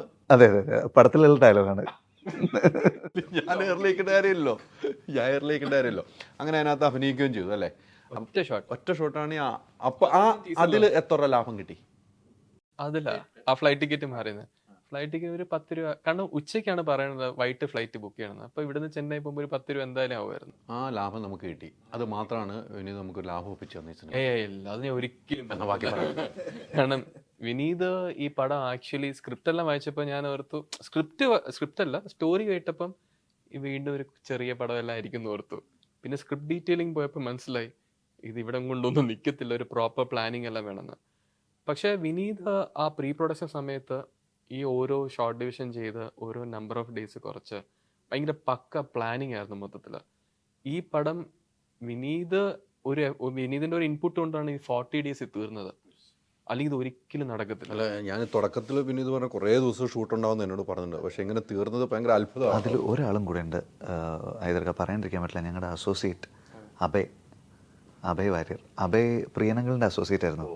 അപ്പോൾ അഭയുടെ അടുത്ത് ഞാൻ സംസാരിച്ചിട്ടുണ്ടായിരുന്നു, ഇത് നമ്മുടെ കയ്യിൽ ഒതുങ്ങുന്ന പോലെ നമുക്കിത് ചെയ്യണം. അപ്പോൾ അഭയ് പ്രിയനങ്ങളുടെ കൂടെ വർക്ക് ചെയ്തുകൊണ്ട് പ്രിയനങ്ങളുടെ സ്പീഡിലാണ് അവൻ ചാർട്ട് ചെയ്തത്. അപ്പോൾ അത് തന്നെ 46 ഡേയ്സ് ആയിരുന്നു. അപ്പോൾ ആദ്യം എത്രയായിരുന്നു? 65 ദിവസം. അപ്പോൾ നമ്മൾ പറഞ്ഞു അഭയ് പിടിക്കണം, നീ കുറയ്ക്കുക. അപ്പോൾ എന്നിട്ട് ഓക്കെയാണ്. അപ്പോൾ കുറച്ച് അത് പിന്നെ നമ്മൾ ലൈറ്റ് വെച്ച് പ്ലാൻ ചെയ്തു. അതായത് ഈ ലൈറ്റിൽ ഈ സീൻ അങ്ങനെ. പിന്നെ ചില ആർട്ടിസ്റ്റ് നമുക്ക് ഡേറ്റ്സ് ഒക്കെ അഡ്ജസ്റ്റ് ചെയ്ത് തന്ന് അപ്പോഴേക്കും അത് വീണ്ടും ഒന്ന് കോമ്പാക്റ്റ് ആയി വന്നു. അങ്ങനെ അവസാനം 46 ഡേയ്സിൻ്റെ ചാർട്ടുമായിട്ടാണ് ഞങ്ങൾ ഷൂട്ടിന് തുടങ്ങുന്നത്. പക്ഷെ പടം 40 ഡേയ്സിൽ തീർന്നു. അത് വലിയൊരു അനുഗ്രഹമാണ് കേട്ടോ. അത് ആ ടീമിന്റെ ആണ്, നമ്മുടെ ടീം പ്ലാനിങ് നന്നായിട്ടുണ്ടായിരുന്നു. ആക്ച്വലി നമ്മൾ ഷൂട്ടിന് മുമ്പ് ഒരു 2 മാസം നമ്മളെല്ലാവരും കൊച്ചി തന്നെ ഉണ്ടായിരുന്നു. അപ്പൊ ഡെയിലി രാത്രി ഒരു കൺഫ്യൂഷൻ പറയുകയാണെങ്കിൽ ഞാൻ വിനീതിനെ വിളിക്കും, അല്ലെങ്കിൽ വിനീത് കാരണം തൊട്ട് മേലും താഴെ ഞങ്ങൾ നിന്നുകൊണ്ടിരുന്നത്. അപ്പൊ എല്ലാവരും ഇരുന്ന് അത് പ്ലാൻ ചെയ്തിട്ടാണ് ഷൂട്ടിങ് ഇറങ്ങിയത്. അപ്പൊ വിനീത് കറക്റ്റായിട്ട് എൻ്റെ ഇന്ന കാര്യത്തിൽ ഇന്ന കാര്യങ്ങൾ വേണം, നമുക്ക് ബാക്കിയുള്ളത് ഇപ്പൊ എന്തെങ്കിലും കോസ്റ്റ് കൂടുന്ന ഏരിയ ആണെങ്കിൽ നമുക്ക് സംസാരിക്കാം. അപ്പൊ എല്ലാം ഷൂട്ടിന് മുമ്പ് ഒരു ക്ലാരിറ്റി ഉണ്ടായിരുന്നു. അതുകൊണ്ടാണ് ഇത് ഫുള്ളായിട്ട് നടന്നത്. പിന്നെ എല്ലാവരും കൂടെ നിന്നു, കോസ്റ്റ്യൂം ഡിപ്പാർട്ട്മെന്റ് ആണെങ്കിലും ആർട്ട്, പ്രൊഡക്ഷന്, എഡീസ്, എല്ലാവരും ബാക്ക് ടു ബാക്ക് കൂടെ നിന്നുകൊണ്ടാണ് നമുക്ക് ഇതിൽ എത്തിക്കാൻ പറ്റിയത്. തീർച്ചയായിട്ടും അതെ. ഈ പറഞ്ഞതുപോലെ പഴയ കാലഘട്ടത്തിൻ്റെ കഥ പറയുമ്പോൾ നമുക്ക് മറ്റാളുകളെ സമീപിച്ചിരുന്നു. ഇപ്പം പ്രിയദർശൻ്റെ അസോസിയേറ്റ് എന്ന് പറഞ്ഞു, പ്രിയൻ സാറുമായിട്ട് വല്ലതും സംസാരിച്ചു നമുക്ക് ഈ സിനിമയിലെ കുറെ കാര്യങ്ങൾ കിട്ടുമായിരിക്കുമല്ലോ പുള്ളിയായിട്ട് സംസാരിക്കും. ഞാൻ ഫുൾ സ്ക്രിപ്റ്റ് വായിച്ചു കൊടുത്തിട്ടുണ്ട്. പ്രിയനങ്ങൾ ഫുൾ സ്ക്രിപ്റ്റ് അറിയാം. അപ്പോൾ ഫുള്ള് വായിച്ചു കൊടുത്ത്, കാരണം സ്വാമീസ് ലോഡ്ജിൽ പ്രിയനങ്ങൾ താമസിച്ചിട്ടുണ്ട്. പ്രിയനങ്ങൾ സുരേഷ് കുമാർ അങ്ങളും കൂടെ അവിടെ 9ാം നമ്പർ മുറിയിലാണ് താമസിച്ചതെന്നാണ് നമ്മൾ അറിഞ്ഞിട്ടുള്ളത്. അപ്പോൾ ഞാൻ ഫുൾ സ്ക്രിപ്റ്റ് പ്രിയനങ്ങളിന് വായിച്ചു കൊടുത്തു. അപ്പോൾ ഞാൻ ഏറ്റവും കൂടുതൽ എൻജോയ് ചെയ്ത നറേഷൻ അതായിരുന്നു പ്രിയനങ്ങളിൻ്റെ അടുത്ത് പറഞ്ഞത്. കാരണം ഓരോ ചെറിയ സാധനങ്ങൾ വരുമ്പോഴും പ്രിയനങ്ങൾ ചിരിക്കും, എന്നിട്ട് എടാ അതിൽ നീ ഈ ഒരു സാധനം കൂടെ ആഡ് ചെയ്യും എന്നിട്ട് ചില സാധനങ്ങൾ പറയും. അപ്പോൾ അങ്ങനെ അത് ഭയങ്കര ഇൻട്രാക്റ്റീവ് ആയിട്ട് പോയ. അപ്പോൾ എന്നോട് സ്റ്റുഡിയോയിലെ ചില സീക്വൻസ് വന്നപ്പോൾ എന്നോട് പ്രിയനങ്ങൾ പറഞ്ഞു, എടാ പണ്ട് സ്റ്റുഡിയോയിൽ നടന്നിട്ടുള്ള ഒരു കഥയുണ്ട്, അത് ഞാൻ നിന്നോട് പറയാം എന്ന് പറഞ്ഞു. എന്നിട്ട് പണ്ട് നടന്നിട്ടുള്ള ഒരു ഇൻസിഡൻറ്റ് അങ്ങനെ പറഞ്ഞു. അപ്പോൾ ഞാനത് കഴിഞ്ഞ ഉടനെ പ്രിയനങ്ങളോട് ചോദിച്ചു, പ്രിയനങ്ങൾ ഇതെനിക്ക് ഉപകാരപ്പെടും, ഞാനിത് ആഡ് ചെയ്തോട്ടെ എന്ന് ചോദിച്ചു. നീ ആഡ് ചെയ്തോന്ന് പറഞ്ഞു. അങ്ങനെ അതും കൂടെ ഒരു സാധനം പ്രിയനങ്ങൾ പറഞ്ഞത് അങ്ങനെ ഞാൻ ആഡ് ചെയ്തിട്ടുണ്ട്. ഈ 9ാം നമ്പർ റൂമിൻ്റെ കഥ ഞാനും കുറേ കേട്ടിട്ടുണ്ട്. അതെ, നമ്മൾ ഈ പ്രൊഡ്യൂസർ ഓഫീസറൊക്കെ പോയിരിക്കുമ്പോൾ പഴയ ആളുകൾ ഒത്തുകൂടുമ്പോൾ ഇങ്ങനെ പറയാം, അത് ആ റൂമിൻ്റെ ഒരു കഥ വലിയ കഥയാണ് കേട്ടോ. അതെ, ഞാൻ കേട്ടിട്ടുണ്ട്. നമ്മൾ ഓഫീസിൽ വന്നിരിക്കുമ്പോഴേ വലിയ സക്സസ്ഫുൾ സിനിമകൾ ചെയ്ത ആളുകളുടെ ആരംഭകാലത്തെ മുറിയാണത് 9ാം നമ്പർ മുറി. ഞങ്ങൾ റൂം നമ്പർ 9 ഇട്ടിട്ട് തന്നെയാണ് ധ്യാൻ്റെ അപ്പുൻ്റെയും സീൻ ഷൂട്ട് ചെയ്തത്. സ്വാമിസ് ലോഡ്ജിലല്ല ഷൂട്ട് ചെയ്തത്, പക്ഷേ അത് സെറ്റ് ചെയ്തപ്പോൾ റൂം നമ്പർ എന്ത് വെക്കണം എന്ന് ചോദിച്ചപ്പോൾ നമ്മൾ 9 വെക്കാൻ പറഞ്ഞു. അങ്ങനെ തന്നെയാണ് ഷൂട്ട് ചെയ്തത്. അങ്ങനെ തന്നെയാണ് ഷൂട്ട് ചെയ്തത്. ഇതിൽ ഒത്തിരി കഥാപാത്രങ്ങളുണ്ടല്ലേ. നമ്മൾ നിവിനാണെങ്കിലും നിവിൻ പോളി, നിങ്ങളുടെ കൂട്ടുകെട്ടിലുള്ള എല്ലാവരും ഉണ്ട് എന്നുള്ള കാര്യത്തിനുണ്ട്. അത് പണ്ട് തൊട്ടുള്ള ആ ഗ്യാങ് അങ്ങനെ തന്നെ തുടർന്നു പോകുന്നു. അതൊരു വലിയൊരു അനുഗ്രഹമായിട്ട് തന്നെ എനിക്ക് തോന്നുന്നു. ആരെയും കൈവിടാതെ നിങ്ങൾ പോകുന്നുണ്ട്. അല്ല, ആരും നമ്മളെയും കൈവിട്ടിട്ടില്ല. അതെ, തീർച്ചയായിട്ടും. ആ കൂട്ടുകെട്ട് എങ്ങനെയാണ് നിലനിർത്തി പോകുന്നത് വിനീത്? അല്ല, ഇത് നമ്മുടെ ഫ്രണ്ട്സ് ആയതുകൊണ്ട് ഇവരെ എല്ലാവരെയും നമുക്ക് എല്ലാ പടത്തിലും കാസ്റ്റ് ചെയ്യാൻ ഒന്നും പറ്റില്ലല്ലോ. ഇവരും അവൈലബിൾ ആവണം, നമുക്കും പറ്റിയ ക്യാരക്ടേഴ്സ് ഓഫർ ചെയ്യാനുണ്ടാവണം. ഈ പടത്തിൽ അതെല്ലാം വന്നു. അതാണ് അതിൻ്റെ കാര്യം. ഈ പടത്തിൽ ഇവർക്ക് എല്ലാവർക്കും ഉള്ള സ്പേസ് ഉണ്ടായിരുന്നു, അത്രയധികം ക്യാരക്ടേഴ്സ് ഉണ്ടായിരുന്നു. പിന്നെ ഇവരെയൊക്കെ നമ്മൾ കാണാൻ ആഗ്രഹിക്കുന്ന ഒരു രീതി ഉണ്ടല്ലോ. ഇപ്പം നീരജിനെ ആണെങ്കിലും നിവിനെ ആണെങ്കിലും നമ്മൾ സ്ക്രീനിൽ കാണാൻ, ബേസിലിനെ ആണെങ്കിലും നമ്മൾ സ്ക്രീനിൽ കാണാൻ ആഗ്രഹിക്കുന്ന പൊസിഷനിലാണ് നമ്മൾ പ്ലേസ് ചെയ്തിട്ടുള്ളത്. അതുകൊണ്ടാണ് ഇവർക്കത് കറക്റ്റായിട്ട് വന്നത്. അപ്പോൾ പിന്നെ ഭാഗ്യം കൊണ്ട് നമ്മൾ ഒക്ടോബറിലും ഡിസംബറിലും ഇത് ഷൂട്ട് ചെയ്യുന്ന ടൈമിൽ ഇവരുടെ എല്ലാവരുടെയും ഡേറ്റ്സ് നമുക്ക് ഒരുമിച്ച് കിട്ടി. ഒരു സീൻ ഉണ്ട്, അതിനകത്ത് അപ്പുണ്ട്, പ്രണവുണ്ട്, പിന്നെ ബേസിലുണ്ട്, ധ്യാനുണ്ട്, അജു ഉണ്ട്, കല്യാണി, അല്ല ഇത്രയും പേര്, കല്യാണി ഉണ്ട്, ശരിയാ, റൈറ്റ്. ഇത്രയും പേരെ വെച്ചിട്ട് നമ്മളൊരു ബ്ലോക്ക് വെക്കുമ്പോഴേ ഇത്രയും പേര് അന്ന് അവൈലബിൾ ആവണമല്ലോ. അപ്പോൾ അത് ഈസി അല്ലല്ലോ അത്രയും ആർട്ടിസ്റ്റിന്. ഇപ്പോൾ അജുവിൻ്റെ ഒരു ഷോട്ട് അജു നടന്നു വരുന്നൊരു ഷോട്ട് എടുക്കുന്ന സമയത്ത് ബാക്ക്ഗ്രൗണ്ടിൽ ബേസിയും നിവിനും ഒക്കെ ചുമ്മാ നിൽക്കുന്നുണ്ട്, അവർ സംസാരിച്ചുകൊണ്ട് നിൽപ്പുണ്ട്. ഇങ്ങനെ നമുക്ക് ഇന്നത്തെ കാലത്ത് ഷൂട്ട് ചെയ്യാൻ പാടാം, കാരണം അവൈലബിലിറ്റി ഇഷ്യൂ ഉണ്ട്, വലിയ പ്രശ്നമുണ്ട്. ഇത് നമുക്കിതെല്ലാം കിട്ടിയിട്ടുണ്ട്. ഒരു പെർട്ടിക്കുലർ പോർഷൻ ആക്ടേഴ്സിൻ്റെ നമ്മളിവിടെ ആ സീനുമായിട്ട് ബന്ധപ്പെട്ടിട്ട് നടക്കുമ്പോൾ ബാക്ക്ഗ്രൗണ്ടിൽ ഇവരെല്ലാവരും ഉണ്ട്. ഞാൻ അങ്ങനെ വർക്ക് ചെയ്തൊരു പടം കുഞ്ഞിരാമായണം. കുഞ്ഞിരാമായണത്തിൽ ഇപ്പോൾ കുഞ്ഞിരാമനും കുട്ടനും തമ്മിൽ സംസാരിക്കുകയാണെങ്കിൽ ബാക്കി ക്യാരക്ടേഴ്സൊക്കെ അവിടെ ഉണ്ട്, ചുറ്റുമുണ്ട്. അത് അങ്ങനെ നമുക്ക് ഷൂട്ട് ചെയ്യാം. ഇപ്പോഴത്തെ കാലഘട്ടത്തിൽ ഒരിക്കലും കിട്ടില്ല ഇവരെല്ലാവരും ഒരുമിച്ച്. ഇല്ല, അതും ഒരു ഭാഗ്യമായിട്ട് മാറിയിട്ടുണ്ട് അല്ലേ? അതെ. ഈ തമിഴ് സംസാരം ഉണ്ടാവും ഇതിനകത്ത്. തമിഴിൽ കുറേ ആളുകൾ ഉണ്ടാവുമല്ലോ. ഉണ്ട്. മദ്രാസ് ആകുമ്പോൾ കുറച്ച് അത് അവിടെ നിന്നുള്ള ആർട്ടിസ്റ്റുകളെ തന്നെയാണ് എടുത്തിരിക്കുന്നത്. എങ്ങനെയാണ്? അതെ, വൈജി മഹേന്ദ്രൻ സാറ്, എനിക്ക് തോന്നുന്നു സാറ് മലയാളത്തിൽ ലാസ്റ്റ് നമ്മുടെ മെർലാൻഡ് പടമാണ്. എത്രയോ 40 വർഷം മുമ്പ് എന്തുവാണ് വൈജി സാറ് മലയാളത്തിൽ അഭിനയിച്ചത്. അപ്പോൾ അദ്ദേഹം തിരിച്ച് വരുന്നൊരു സിനിമയാണ്. അദ്ദേഹമാണ് സ്വാമി സ്ലോട്ട്സിലെ സ്വാമിനാഥൻ ആയിട്ട് അഭിനയിച്ചിട്ടുള്ളത്. പിന്നെ TSR എന്ന് പറഞ്ഞിട്ടൊരു ആക്ടറുണ്ട്. പിന്നെ നമ്മുടെ ഹൃദയത്തിൽ അഭിനയിച്ച രാജഗണേഷ്, കലേഷ്. പിന്നെ കലേഷ് മലയാളിയാണ്, പക്ഷെ കലേഷിനെ സെൽവേ ആയിട്ട് കണ്ട് അങ്ങനെ ഒരു തമിഴിനെ പോലെയാണ് കലേഷിനെ ആൾക്കാർ കാണുന്നത്. അങ്ങനെ അവിടെ ഉള്ളവരും അതിനകത്ത് അല്ലേ ഉണ്ട്. നമുക്ക് ഈ തമിഴ് കൂടുതൽ ഡയലോഗുകൾ ഈ സിനിമയിൽ വരുന്നുണ്ടോ? എനിക്ക് ചോദിക്കാവോന്ന് അറിയില്ല. ഒരു പർട്ടിക്കുലർ പോർഷൻ ഉണ്ട്. ഇവരെല്ലാവരും മദ്രാസിൽ വരുന്ന സമയത്ത് അവിടെ സ്വാഭാവികമായിട്ടും തമിഴ് വരുമല്ലോ, അങ്ങനെ വന്നിട്ടുണ്ട്. പക്ഷേ ബാക്കിയുള്ള ഏരിയയൊക്കെ ഫുൾ മലയാളം തന്നെയാണ്. ഇവരുടെ ഒരു അന്നത്തെ കാലഘട്ടത്തിൽ ഇവരുടെ ഒരു ജീവിതം വലിയ പ്രതിസന്ധിയായ ജീവിതമാണ്. വെള്ളം പോലും കുടിക്കാൻ പറ്റാതെ പട്ടിണി കിടക്കേണ്ട സാഹചര്യം. ഇതൊക്കെ ഈ സിനിമയിൽ ഉണ്ടാവുമെന്ന് ഞങ്ങളൊക്കെ പ്രതീക്ഷിച്ചോട്ടെ. ഉണ്ടാവട്ടെ. ചോദിക്കാനും പറ്റില്ല, പറയാനും പറ്റില്ല. അതാണല്ലോ പ്രശ്നം. ഒന്നും വിട്ട് പറയാനും പറ്റൂല. ഇത് വല്ലാത്ത പ്രശ്നം. പക്ഷെ ഇത് കണ്ടു കഴിയുമ്പോൾ ഒന്ന് ഇന്റർവ്യൂ തന്നെ ആ ഒരു വേൾഡ് നമ്മൾ ജെന്യൂൻ ആയിട്ട് ഒതന്റിക് ആയിട്ട് ക്രിയേറ്റ് ചെയ്യാൻ നോക്കിയിട്ടുണ്ട്. അന്നത്തെ കാലത്തെ ആൾക്കാരും അവരെങ്ങനെ സംസാരിക്കും, ഇന്നത്തെ കാലം പോലെ അല്ലല്ലോ. അന്നത്തെ ആളുകളുടെ ആറ്റിറ്റ്യൂഡും തന്നെ വ്യത്യാസമുണ്ടല്ലോ ആ ജനറേഷൻ്റെ. അത് അങ്ങനെ തന്നെ ക്യാപ്ചർ ചെയ്യാൻ നമ്മൾ നോക്കിയിട്ടുണ്ട്.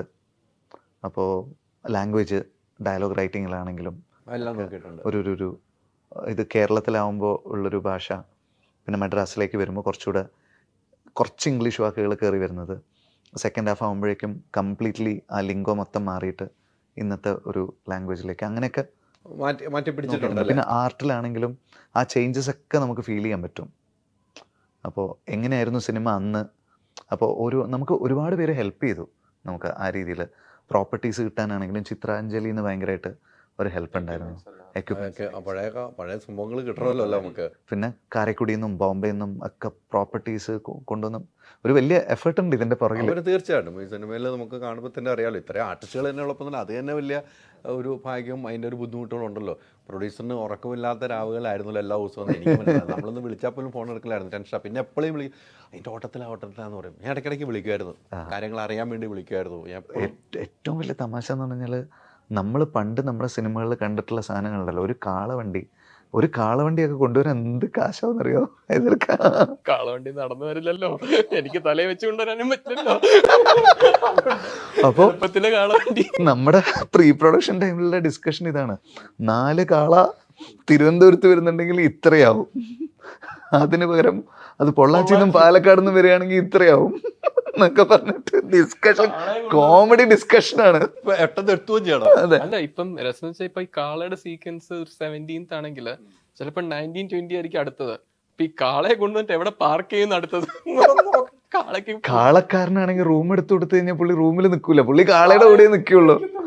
അങ്ങനെയൊക്കെ പറഞ്ഞിട്ട് ഒരു കോഴി, ആട്, നമ്മുടെ ലൊക്കേഷൻ നോക്കിയാൽ എല്ലാ സാധനം വേണമല്ലോ. ഇതൊരൊറ്റ കാളവണ്ടിയുടെയാണ് പറഞ്ഞത്. അതെ, ബാക്കി എന്തോരം ഉണ്ട്.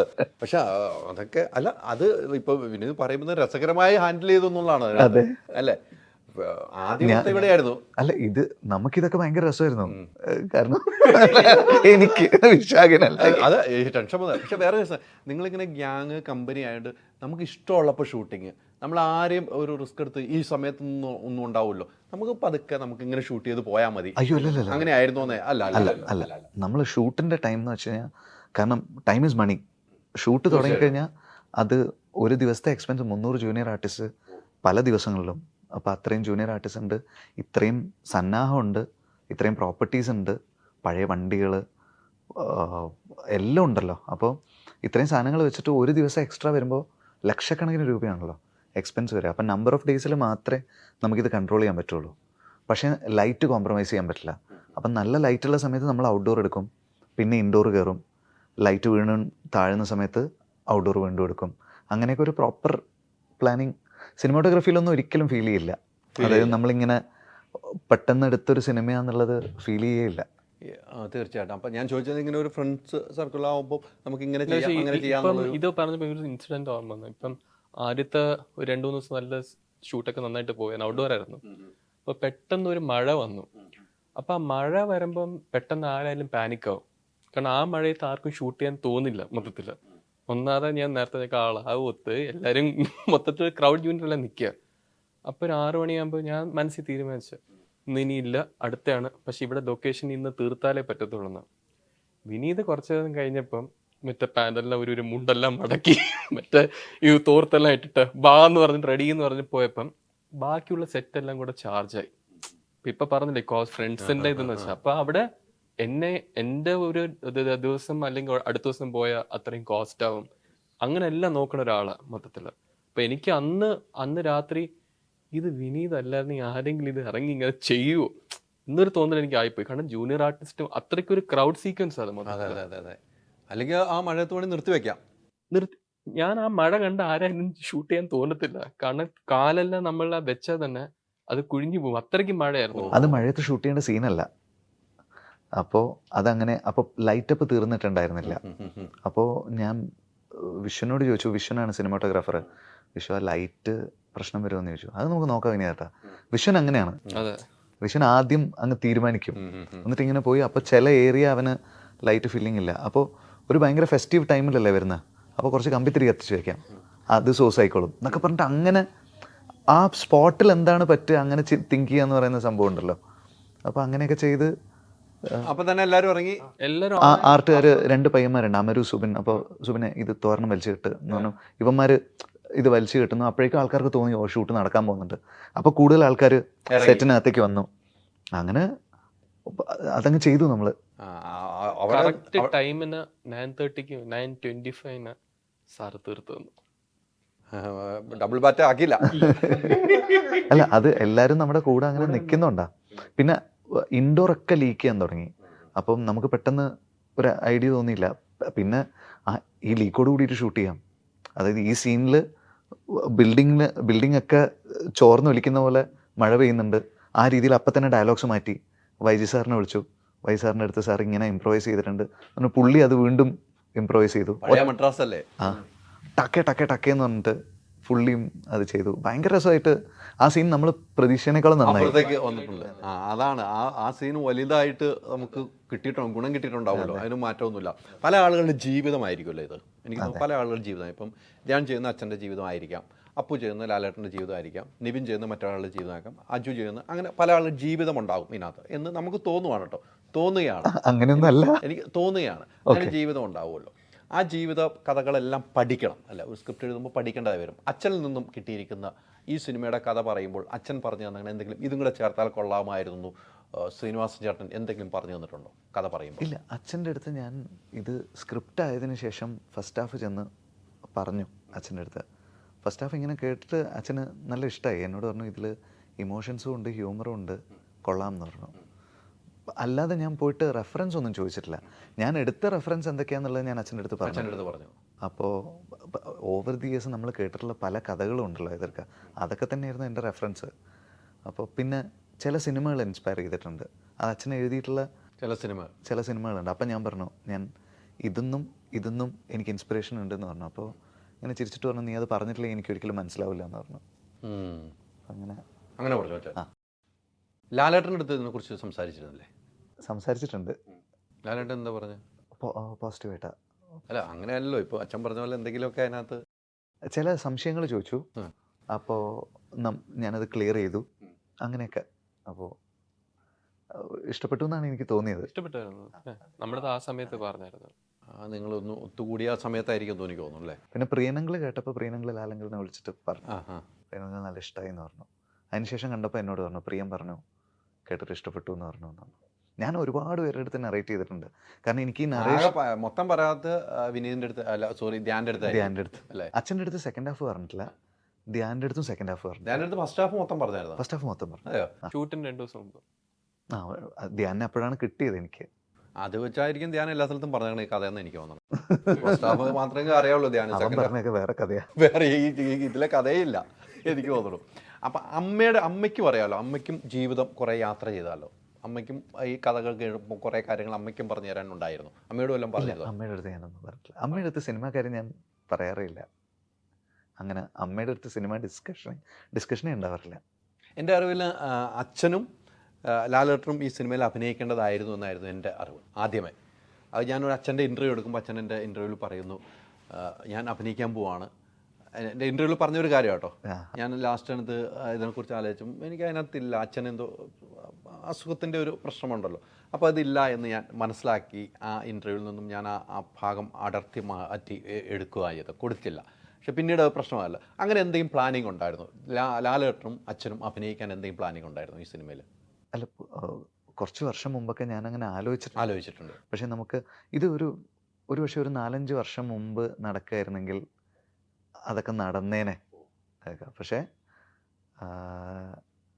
ഇപ്പോൾ അങ്ങനെ അല്ലാത്തത് കൊണ്ട് ഇപ്പോൾ ധ്യാനാണെങ്കിലും അപ്പൂനാണെങ്കിലും നമുക്ക് വേറൊരു രീതിയിൽ അവരെ എക്സ്പ്ലോർ ചെയ്യാൻ പറ്റി. തീർച്ചയായിട്ടും. മറ്റ് ടെൻഷൻസ് ഒന്നും ഇല്ലാണ്ട് നമുക്ക് ഷൂട്ട് ചെയ്യാൻ പറ്റി. ഇപ്പോൾ മൂന്നാറൊക്കെ നമ്മൾ ഷൂട്ട് ചെയ്യാന്ന് വെച്ച് കഴിഞ്ഞാൽ അച്ഛനെ നമ്മൾ പോകുമ്പോൾ നമുക്കതൊരു ഭയങ്കര ടെൻഷനായിരിക്കും. ആ ഒരു അച്ഛൻ്റെ ഹോസ്പിറ്റൽസ് ഒന്നും അടുത്തില്ലാത്ത ഒരു സിറ്റുവേഷനൊക്കെ വന്നേനെ. ഇത് നമ്മൾ ഷൂട്ട് ചെയ്യുമ്പോൾ നമ്മൾ ഭയങ്കര കോൺസെൻട്രേറ്റ് ചെയ്ത് നമുക്ക് ഷൂട്ട് ചെയ്യാനും പറ്റി. ഇപ്പം ഇത് ഇവരുടെ സിനിമയായിട്ട് തന്നെ നമുക്ക് നമുക്ക് പ്രേക്ഷകർ മുമ്പിലേക്ക് എത്തിക്കാനും പറ്റുന്നുണ്ട്. തീർച്ചയായിട്ടും ഞാനിത് അച്ഛൻ്റെ ഒരു ഇൻ്റർവ്യൂ എടുത്തപ്പോൾ അച്ഛൻ എന്നോട് പറഞ്ഞുകൊണ്ടാണ് ഞാനത് ചോദിച്ചത് കേട്ടോ. അങ്ങനെ ഒരു സാധനം അച്ഛൻ ഭയങ്കരമായിട്ട് ആവേശമായിരുന്നു. പക്ഷെ അപ്പോൾ അച്ഛന് വയ്യാതെ ഹോസ്പിറ്റലാവുകയൊക്കെ ചെയ്തുകൊണ്ടാണ് അതിൽ നിന്നും മാറിയെന്ന് എനിക്ക് തോന്നിയത്. ഇപ്പോൾ ഈ പറഞ്ഞല്ലോ മൂന്നാർ പോയി ഇങ്ങനെ ഒരു ഹോസ്പിറ്റലിൽ അച്ഛന് വേണ്ട ഒരു ഹോസ്പിറ്റൽ ഉണ്ടാവില്ല. ആ ഒരു ടെൻഷനൊക്കെ വിനീതിന് ശരിക്കും അല്ലേ? അല്ല, നമ്മൾ അത് ആലോചിക്കണമല്ലോ. പിന്നെ നമ്മളടുത്ത് ഡോക്ടേഴ്സും പറഞ്ഞിട്ടുണ്ടായിരുന്നു, വലിയ സ്ട്രെയിൻ ഉണ്ടാക്കുന്ന ഔട്ട് ഓഫ് സിറ്റി പോയിട്ടുള്ള കാര്യങ്ങൾ പ്ലാൻ ചെയ്യാതിരിക്കുന്നതാണ് നല്ലതെന്നൊക്കെ പറഞ്ഞിരുന്നു. അല്ലെങ്കിൽ എന്തോരം യാത്രയുണ്ട്. കുറച്ച് ദിവസമാണെങ്കിൽ കുഴപ്പമില്ല, ഒരുപാട് ദിവസം ആ സ്ട്രെയിൻ എടുക്കേണ്ടി വരുമ്പോൾ ഇപ്പോൾ ഈവൻ കുറുക്കൻ്റെ ഷൂട്ട് കഴിഞ്ഞിട്ടാണെങ്കിലും സ്ട്രെയിൻ ഉണ്ടായിരുന്നു. പിന്നെ തീർച്ചയായിട്ടും നമ്മൾ അവിടെ ഒന്ന് ലൊക്കേഷൻ കാണുന്നതല്ലായിരുന്നു. അപ്പോൾ അത് എല്ലാം ഒരു അത് മാറി അച്ഛനെയും ലാലേട്ടനെയും ഒരുപോലെ തന്നെ നിങ്ങൾ 2 മക്കളിലൂടെ നിങ്ങൾക്ക് തരാൻ കഴിഞ്ഞല്ലോ. അതും വലിയ കാര്യമാണല്ലോ അല്ലേ? അതും വലിയ കാര്യമായിട്ട് നമ്മൾ കാണുന്നു കേട്ടോ. എല്ലാ സിനിമയ്ക്കും ഒരു ഡെസ്റ്റിനി ഉണ്ട്. അത് സിനിമയുടെ വഴി നമുക്ക് കാണിച്ചു തരും. നമ്മൾ പ്ലാൻ ചെയ്യുന്നതിനേക്കാളും ഭംഗിയായിട്ട് ഈ സിനിമ നടന്നു എന്നാണ് എനിക്ക് തോന്നിയിട്ടുള്ളത്. ഇപ്പം നമ്മൾ ചെയ്തുകൊണ്ടിരിക്കുന്ന സമയത്തും എല്ലാം നമുക്ക് ഫേവറബിളായിട്ട് വരും പല സമയത്ത് ഷൂട്ട് ചെയ്യുമ്പോൾ. അപ്പോൾ ചില സമയത്തൊക്കെ ഞാൻ ആലോചിക്കുകയും ചെയ്തിട്ടുണ്ട്, ഇവർ രണ്ടുപേരും അല്ലായിരുന്നെങ്കിൽ നമ്മൾ ഷൂട്ട് ചെയ്ത പേസിൽ നമ്മൾ ഷൂട്ട് ചെയ്ത ഇത്രയും ആക്ടേഴ്സിനെ വെച്ചിട്ട് ഇത് സംഘടിപ്പിക്കുക എന്ന് പറയുന്നത് ചിലപ്പോൾ മാസങ്ങളെടുത്തേനെ. അപ്പോൾ അതൊന്നും ഇല്ലാതെ നമ്മൾ ആഗ്രഹിച്ച സമയത്ത് നമുക്കത് റിലീസ് ചെയ്യാനും പറ്റുന്നുണ്ട്. അത് തീർച്ചയായിട്ടും. നമ്മൾ ഇത്രയും പെട്ടെന്ന് റിലീസ് പോലും നമ്മൾ പ്രതീക്ഷിക്കാത്ത സമയത്താണ് റിലീസ് വരുന്നത്. നമ്മൾ ഈ സമയം നമ്മൾ പറഞ്ഞിട്ടും കൂടെ ഇല്ലായിരുന്നു നേരത്തെ നമ്മൾ ഷൂട്ടിംഗ്. ആക്ച്വലി ഞാൻ അടുത്തും പറഞ്ഞില്ല, വിനീത് മാത്രമേ ഡിസ്കസ് ചെയ്തിരുന്നു. ഇത് നമുക്ക് ഒരു വിഷു ഫെസ്റ്റിവൽ, ഈദ് വിഷു, കാരണം 2 ഫെസ്റ്റിവൽ ഒരുമിച്ചാണ്. അതെ. അപ്പം ഈദും വിഷുവിനും നമുക്ക് ഒരുമിച്ച് ചെയ്യാൻ പറ്റുന്ന ഈ വർഷം മാത്രമേ കാണത്തുള്ളൂ. അതെ, അതൊരു ഭയങ്കര റെയർ തീർച്ചയായിട്ടും സീസണാണ്. തീർച്ചയായിട്ടും. അപ്പം എല്ലാവരും ഇറങ്ങുന്ന ഒരു ടൈമായിരിക്കും. അപ്പം എൻ്റെ ആഗ്രഹം ഇങ്ങനെ പറഞ്ഞു, അപ്പോൾ എനിക്ക് തോന്നുന്നു നമുക്ക് അങ്ങനെയാണെങ്കിൽ പ്രോപ്പർ പ്ലാനോടെ ഷൂട്ടിംഗ് ഇറങ്ങിയാൽ ഇതൊക്കെ നടക്കത്തുള്ളൂ. ഒരു ഡിസംബർ ടൈമിൽ ഷൂട്ട് തീരണം. അപ്പം അന്നോട്ടേ നമ്മളിത് ഒരു ഏപ്രിൽ മെയ്യിൽ നമ്മൾ പ്ലാൻ ചെയ്തിരുന്നു ഇങ്ങനെ. അപ്പം അങ്ങനെ ചെയ്തുകൊണ്ട് ഇപ്പം നമ്മൾ മിക്സിങ് കഴിഞ്ഞു, സെൻസർ കഴിഞ്ഞു, ഇപ്പം നമ്മളിവിടെ ഇരിക്കുന്നു, നമ്മൾ സ്വസ്ഥമായിട്ടിരിക്കുന്നു. ഇത് റിലീസ് ചെയ്താൽ മതി. ഒരുപാട് ആൾക്കാർ ഇപ്പം ഡബ്ബിങ്ങിൻ്റെ ടൈമിലാണെങ്കിൽ പോലും ഇപ്പം നിവിനോട് ഞാൻ പറഞ്ഞു, നിവിനെ ചെന്നൈയിൽ വന്ന് ഡബ് ചെയ്യാൻ പറ്റുമോ, കാരണം നിൻ്റെ പോർഷൻസ് കൊച്ചിയിൽ കൊണ്ടുവന്ന് പുറത്തേക്ക് അധികം ആരും കാണണ്ട, ഇവിടെയാണെങ്കിൽ ഞാനും നീ മാത്രമേ ഉണ്ടാവുള്ളൂ, നിൻ്റെ പോർഷൻസിൽ അധികം ആക്ടേഴ്സ് ഇല്ല, അതായത് നമ്മൾ പുറത്ത് വിടണ്ടെന്ന് വിചാരിക്കുന്ന ചില സീനിൽ അധികം ആക്ടേഴ്സ് ഇല്ല, അവരെല്ലാവരെയും ഞാൻ മദ്രാസിൽ കൊണ്ടുവന്ന് കഴിഞ്ഞാൽ ഇവിടുന്ന് അതങ്ങ് തീർത്ത് കഴിഞ്ഞാൽ പിന്നെ പുറത്തേക്ക് ഈ സീനുകൾ പോവില്ല, ആരും കാണൂല. അപ്പം നിവിൻ ചെന്നൈയിലേക്ക് വന്നു, ചെന്നൈയിൽ വന്ന് ഡബ് ചെയ്തു. അപ്പോൾ അങ്ങനെ നീരജ് മദ്രാസിലുള്ള സമയത്ത് നീരജിൻ്റെ പോർഷൻ, അപ്പോൾ നമുക്ക് ഒരു അനോണിമിറ്റി കീപ്പ് ചെയ്യാൻ പറ്റി. പല സ്ഥലത്തും നമ്മൾ ആഗ്രഹിച്ച സാധനങ്ങൾ മാത്രമേ പുറത്തേക്ക് പോയിട്ടുള്ളൂ, മറ്റാളുകൾ കണ്ടിട്ടുള്ളൂ. ഈ പ്രണവിൻ്റെ അടുത്ത് ഈ കഥ പറഞ്ഞപ്പോൾ എന്താണ് പറഞ്ഞത്? ഫസ്റ്റ് ഹാഫ് കഴിഞ്ഞ ഉടനെ എന്നോട് ചോദിച്ചു എപ്പോഴാണ് ഞാൻ പ്രിപ്പറേഷൻസ് തുടങ്ങേണ്ടതെന്ന് ചോദിച്ചു. ഫസ്റ്റ് ഹാഫ് കഴിഞ്ഞപ്പോൾ തന്നെ സ്പോണ്ടേനിയസ് ആയിട്ട് കമ്മിറ്റ് ചെയ്ത പോലെയായിരുന്നു. സെക്കൻഡ് ഹാഫ് കഴിഞ്ഞിട്ട് പിന്നെ അപ്പൂനെ ഒരു എക്സ്പ്രഷനാണ് ഇഷ്ടപ്പെട്ട് കഴിഞ്ഞാൽ ഇങ്ങനൊരു സാധനമുണ്ട്, വേറെ പറയുന്നൊന്നുമില്ല, പറച്ചിലൊന്നുമില്ല. ഈ അപ്പു അഭിനയിക്കുന്ന സമയത്ത് എപ്പോഴെങ്കിലും ഇപ്പം ഞാൻ നേരത്തെ എനിക്ക് ലാലേട്ടന് പല സ്ഥലത്തായിട്ട് തോന്നുന്നു, അങ്ങനെ ഒരു ഡയറക്ടർ എന്ന നിലയിലേക്ക് തോന്നിയിരുന്നു? അതവൻ്റെ ബോഡിയിലുണ്ട്. അപ്പോൾ ഇതുവരെയുള്ള സിനിമയിൽ എന്താണെന്ന് വെച്ച് കഴിഞ്ഞാൽ ആ ഇമിറ്റേഷൻ വരരുതെന്ന് വിചാരിച്ചിട്ട് അത് വരാതെ പിടിക്കുമായിരുന്നു. അത് ഭയങ്കര ലൂസായിട്ട് അവൻ്റെ ബോഡി മൂവ് ചെയ്യുന്നത്. പക്ഷേ എവിടെയെങ്കിലും അതുപോലെ ഉണ്ടെന്ന് ആൾക്കാർ പറയണ്ടെന്ന് വെച്ചിട്ട് അത് പിടിച്ചു വെക്കുമായിരുന്നു. പക്ഷേ ഈ ക്യാരക്ടർ ഇപ്പോൾ ഇതിൽ അപ്പു ചെയ്തിട്ടുള്ള ക്യാരക്ടർ അത്രയും ലൂസായിട്ടുള്ളൊരു ക്യാരക്ടറാണ്. അപ്പോൾ ഇതിങ്ങനെ ചെയ്യാൻ പറ്റുള്ളൂ, ഇത് ലൂസായിട്ട് ചെയ്യാൻ പറ്റുള്ളൂ. എസ്പെഷ്യലി ഇതിൻ്റെ ഒരു ഏർലി സ്റ്റേജൊക്കെ ഉള്ള പോർഷൻസ് ഇങ്ങനെ ചെയ്യാൻ പറ്റുള്ളൂ. അപ്പോൾ അവനങ്ങനെ ചെയ്തേ പറ്റൂ, അങ്ങനെ അങ്ങ് ചെയ്തതാ. അതങ്ങനെ നടക്കുള്ളൂ, അതങ്ങനെ നടക്കുക. അത് ഇത്ര നാളും പിടിച്ചു വെച്ചത് ഈ സിനിമയ്ക്ക് വേണ്ടിയായിരുന്നു എന്ന് എനിക്ക് തോന്നുന്നത്. പക്ഷേ അവനെ മാത്രം അറിയുന്ന ആ ക്ലോസ്ഡ് സ്പേസിൽ അവൻ്റെ ബിഹേവിയറും അവൻ്റെ ബോഡി ലാംഗ്വേജും ഒക്കെ ഇങ്ങനെയാണ്. നമ്മൾ പുറമേ കാണുന്ന ഭയങ്കര സൈലൻ്റ് ആയിട്ടുള്ള അപ്പു അല്ലാത്തൊരു അപ്പു ഉണ്ട്. ഭയങ്കര എന്താ പറയുക, ഭയങ്കര ഒരു സൗഹൃദ സദസ്സിൽ ഇങ്ങനെ ഫ്രീ ആയിട്ട് ഇടപെടുന്ന ഒരു അപ്പുണ്ട്. അത് ഞാൻ ഹൃദയം ഷൂട്ട് ചെയ്യുമ്പോൾ നമ്മൾ പുതിയൊരു ലോകം എന്ന് പറഞ്ഞ പാട്ടൊക്കെ എടുക്കുന്ന സമയത്താണ് ചില സാധനങ്ങൾ ഇങ്ങനെ ഭയങ്കര ഫ്രീ ആയിരിക്കുമ്പോൾ എന്നോട് പറഞ്ഞപ്പോൾ ഇത് അത് തന്നെയാണല്ലോ എനിക്കിങ്ങനെ തോന്നിയ. അതാണ് ഞാൻ ധൈര്യത്തിൽ എഴുതിയത് ഇതിൽ. കാരണം അപ്പു ഇത് ചെയ്യുമെന്ന് എനിക്കറിയാം. ഉറപ്പായിരുന്നു. അതെ. അല്ല, വേറെ ആളെ നോക്കേണ്ട കാര്യമില്ല, നമുക്കറിയാം. അല്ലേ? ഇതേപോലെയായിരുന്നു മലർവാടി ചെയ്യുമ്പോൾ നിവിൻ പ്രകാശനായിട്ടാണല്ലോ നിവിനെ ഓഡിഷൻ ചെയ്തത്. വർക്ക് ചെയ്തുകൊണ്ടിരിക്കുമ്പോഴാണ് ഇവൻ പ്രകാശനേ അല്ല, ഇവൻ ആക്ച്വലി ഫുൾ തമാശയൊക്കെ അടിച്ച് നടക്കുന്ന ഒരാളാണ്. അതാണ് തട്ടത്തിൽ വന്നപ്പോൾ നമുക്ക് നമ്മളൊരാളെ വേറെ രീതിയിൽ ഡിസ്കവർ ചെയ്യാണല്ലോ. അതെ അതെ അതെ അതെ. ഈ ഷാറുഖ്മാനെ പിടിച്ച് അഭിനയിപ്പിച്ചല്ലോ, അതും ഇത് തന്നെയാണ് റീസൺ. എനിക്ക് മാത്രം അറിയാവുന്ന ഒരു ഷാനുണ്ട്, നമുക്ക് മാത്രം അറിയാവുന്ന ആ ഒരു വേഷവും കൊടുത്തു അല്ലേ? അത് അവൻ ഇളകി ചെയ്യാൻ പറ്റുന്ന എനിക്കൊരു ഇളകി ചെയ്തിട്ടുണ്ടല്ലേ? ഇളകി ചെയ്തിട്ടുണ്ട്. ഇളക്കിച്ചിട്ടുണ്ടെന്ന് പറഞ്ഞാൽ മതിയല്ലോ. ഇല്ല, അവൻ ഇളകി ചെയ്തിട്ടുണ്ട്. അതല്ലേ? അപ്പൊ അങ്ങനെ അദ്ദേഹത്തെയും കൊണ്ട് ഇവിടെ അഭിനയം നടനാക്കി മാറ്റിയിരിക്കുകയാണ്. അവൻ നടനാണ്. അവൻ അങ്ങനെ അവന് എന്താ പറയാ, എന്തായാലും പടം ഇറങ്ങട്ടെ. ഞാൻ കൂടുതൽ പറഞ്ഞിട്ട് എനിക്ക് പേടിയാണ് എന്തെങ്കിലും പറഞ്ഞു. അപ്പം വേണ്ട ഒരു സാധനം ഉണ്ട് അവിടെ. ഷാൻ റഹ്മാൻ വേണ്ട ഒരു സാധനം ചെയ്തിട്ടുണ്ട്, ഉറപ്പാണ്. അതാണല്ലോ പറഞ്ഞു വന്നപ്പോൾ എനിക്ക് പേടിയാന്ന് പറഞ്ഞപ്പോൾ തന്നെ നല്ലൊരു സാധനം കൊടുത്തിട്ടുണ്ട്. ഓവർ ഹൈപ്പ് ചെയ്യണ്ട. അല്ല, ഒരിക്കലുമല്ല. നമ്മൾ ഹൈപ്പ് ചെയ്യുന്നില്ല. ഈ സിനിമ ഒരു സാധാരണ സിനിമയാണ്. പഴയകാല കഥകളൊക്കെ കോർത്തിണക്കിയ സാധാ സിനിമ. ഇത് നമ്മൾ സംസാരിക്കാൻ വേണ്ടി മാത്രം സംസാരിക്കും. ഒരു ഹൈപ്പില്ല കേട്ടോ. നിങ്ങൾ പോയി കണ്ടാൽ മാത്രം മതി, അല്ലേ? അതുകൊണ്ട് എനിക്ക് പറയാൻ പറ്റില്ല. ഓക്കെ അല്ലേ? ഓക്കെ അല്ലേ? ഹാപ്പി അല്ലേ ഇപ്പം? വളരെ ഹാപ്പിയാണ്. ഇനി അടുത്ത പടം ഇവിടെ തന്നെയല്ലേ ചെയ്യുള്ളൂ? വേറെ ആരും കൂടി കഥയായിട്ട് വരണ്ടല്ലോ? ഇപ്പൊ ഒരു കൊല്ലത്തേക്കും കൂടെ ഇവിടെ തന്നെ ആയിരിക്കും. അടുത്ത ഇവിടെ തന്നെയല്ലേ ഉള്ളൂ? ഞാൻ ഭയങ്കര കംഫർട്ട് സോണിൽ. അങ്ങനെയുള്ള സ്ഥലത്തല്ലേ നമുക്ക് സിനിമ ഉണ്ടാവുള്ളൂ. ഇപ്പൊ നമ്മൾ ഓൾമോസ്റ്റ് 2 പടം ചെയ്തു. ഇപ്പൊ ആദ്യത്തെ പടം ചെയ്തപ്പോൾ നമ്മൾ ഫ്രണ്ട്സ് ആയിരുന്നു അതിന് മുമ്പ്. ഇപ്പൊ വർക്കിംഗ് പാറ്റേൺ അറിയത്തില്ലായിരുന്നു. അപ്പൊ ഈ കോവിഡ് വന്നതിന്റെ ഒരു ഗുണം എന്ന് വെച്ചാൽ കുറച്ചും കൂടെ ബോണ്ടിങ് ആയി. സിനിമയ്ക്കകത്ത് ഓക്കെ വിനീതിന്റെ വേ ഓഫ് പാറ്റേൺ അല്ലെങ്കിൽ എന്റെ എന്താണ് അങ്ങോട്ടും ഇങ്ങോട്ടും അറിയാം മൊത്തത്തില്. ഇപ്പൊ രണ്ടാമത്തെ പടം വന്നപ്പോൾ കുറച്ചും കൂടെ ഈസി ആയി.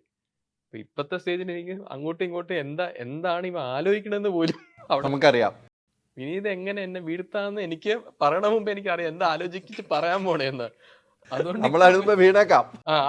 അല്ല ഞാൻ എന്റെ എന്തെങ്കിലും പറയാൻ വരുമ്പോ ഇത് വീഴ്ത്താൻ പോണ എന്തെങ്കിലും പരിപാടി. സെക്കൻഡ് ഹാഫ് ഞങ്ങൾ മൂന്നാർ ഷൂട്ട് ചെയ്യാൻ പോയപ്പോൾ അപ്പൊ ഞാൻ പറഞ്ഞു ഫസ്റ്റ് ഹാഫിൽ വിശാഖിന്റെ കയ്യിൽ നിന്നുള്ള പൈസ മുഴുവൻ ഇറങ്ങി എല്ലാം തീർന്നു, കാരണം പീരിയഡ് ആണല്ലോ. അപ്പൊ ഞാൻ പറഞ്ഞു സെക്കൻഡ് ഹാഫ് നീ പേടിക്കണ്ട, ഞാൻ കുറച്ച് തരാം, അത് ഞാൻ പിടിക്കാൻ നോക്കാം. പക്ഷേ ഇത് നമ്മൾ മൂന്നാർ എത്തിക്കഴിഞ്ഞിട്ട് സീൻ ഇങ്ങനെ വായിക്കുമ്പോൾ ആ ഷൂട്ട് ചെയ്യുന്ന സ്ഥലത്ത് നിന്ന് ഇരുന്നിട്ടാണ് വായിക്കേണ്ടത്. അപ്പോൾ ഞാനിങ്ങനെ നിമിഷേട്ടാ ഇവിടെ ഇങ്ങനെ ഒരു സാധനം വന്നാൽ നന്നായിരിക്കുമല്ലേ? വളരെ നന്നായിരിക്കും വിനീതേ, ഇവിടെ ഇങ്ങനെ ഒരു സാധനം. അങ്ങനെ പറഞ്ഞ് അരമണിക്കൂർ കഴിഞ്ഞപ്പോഴേക്കും അതൊരു എന്താ പറയുക, ഒരു ശില്പിയുടെ ശില്പം പോലെയായി ആ സ്ഥലം. അപ്പോൾ എന്നോട് നിമിഷേട്ടൻ ചോദിച്ചു വിശാഖ് സമ്മതിക്കുമോ? അപ്പോൾ ഞാനൊന്ന് വിളിക്കട്ടെ എന്ന് പറഞ്ഞിട്ട് ഞാൻ പറഞ്ഞു എന്നോടൊന്നും തോന്നരുത്, സിനിമ നന്നായിട്ട് വരാൻ വേണ്ടിയിട്ടാണ്. കുറച്ച് കാര്യങ്ങൾ ഞാൻ ആ ഡയറക്ടറോട് പറഞ്ഞിട്ടുണ്ട്. അവിടുന്ന് ഉടനെ അയ്യോ സിനിമ നന്നാവും, എല്ലാം കലയ്ക്ക് വേണ്ടിയാണ്. അതിലൊക്കെ ഫലം കാണും. ഇപ്പം സിനിമകൾ പ്രേക്ഷകരെ ഏറ്റെടുക്കുന്ന സമയം അല്ലേ? എല്ലാ സിനിമകളും ഹൗസ്ഫുള്ളായിട്ട് ഇപ്പോഴും ഓടുന്നു. അതെ, ഇപ്പം നോക്കിയ ഇപ്പോൾ ലാസ്റ്റ് മന്ത് മലയാള സിനിമയിൽ ഏറ്റവും വലിയൊരു ടൈമാണ്. ഒരു ഫെബ്രുവരി മാസം അടുപ്പിച്ചൊരു 3 പടങ്ങൾ ഹിറ്റായ ചരിത്രമില്ല മൊത്തം. തീർച്ചയായിട്ടും. അതും 4ാമത്തെ പടം ഇന്നലെ റിലീസ് ചെയ്തു, ജീവിതം. രാജുവേട്ടന്റെ അതിനിടയിൽ വന്ന കുഞ്ഞു കുഞ്ഞു പടങ്ങളും അതും നല്ല നന്നായിട്ട് കളക്ട് ചെയ്ത് നല്ല പടങ്ങളാണ് കളക്ട് ചെയ്യുന്നത്. അപ്പം ഇത്രയും സിനിമകള് ഇവിടെ കേരളത്തിൽ മാത്രമല്ല ഓടിയിരിക്കുന്നത്, ചെന്നൈയിൽ ഓടിയിട്ടുണ്ട്, ബാംഗ്ലൂർ, എല്ലായിടത്തും ഓടി. അപ്പം മുമ്പെല്ലാം നമുക്ക് ഒരു സിനിമയുടെ ഡേറ്റ് കിട്ടണമെങ്കിൽ അങ്ങോട്ട് വിളിക്കണമായിരുന്നു. ഇപ്പൊ ചെന്നൈ ഇപ്പൊ ഡിസ്ട്രിബ്യൂട്ടേഴ്സ് അവിടെ നിന്നല്ല ഇപ്പൊ ഇങ്ങോട്ട് വിളിക്കുക, നമ്മുടെ ഡിസ്ട്രിബ്യൂട്ട് ചെയ്യാൻ തരുമോ? അത് ആ ലെവലിലേക്ക് നമ്മുടെ മലയാള സിനിമ ഭയങ്കര മാറ്റമാണ് ഹൈദർക്ക, ശരിക്കും ഭയങ്കര മാറ്റമാണ് അത്.